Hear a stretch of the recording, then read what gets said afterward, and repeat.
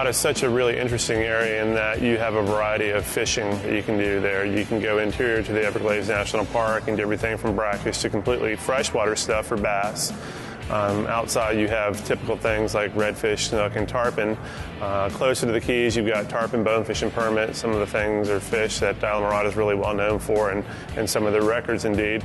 But also in the same day you can go offshore and catch some food on the reefs, some snapper and grouper species. You can also go well beyond the reef and fish for things like tunas and even billfish species. Islamorada is kind of one of the epicenters of record fishing. If you look at it a number of different ways, the U.S. is a country that holds the most world records. Then if you partition it by state, Florida has the most records of any state. Then if you look at it, actual geographic locations, the Florida Keys has got more records than just about anywhere else, and one of the major epicenters of that is the Islamorada area. They have well over 300 records.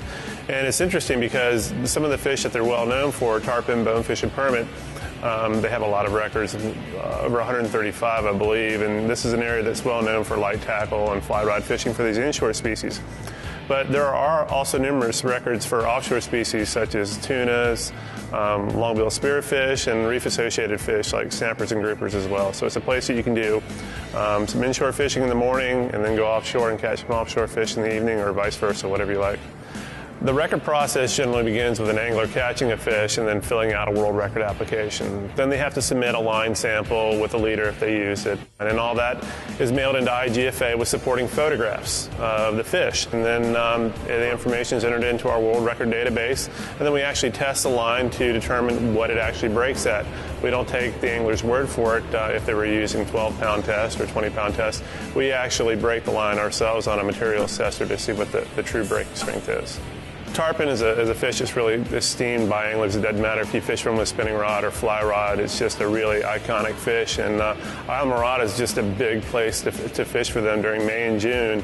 There are tournaments virtually weekly, and there's some really well-established tournaments like the Gold Cup and the Don Holly. These are tournaments that have been around for a long time and really attract the best anglers in the world.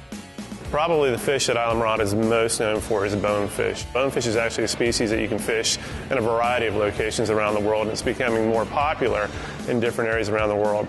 But there's really nowhere else where you can catch fish the size of which you can find in Islamorada.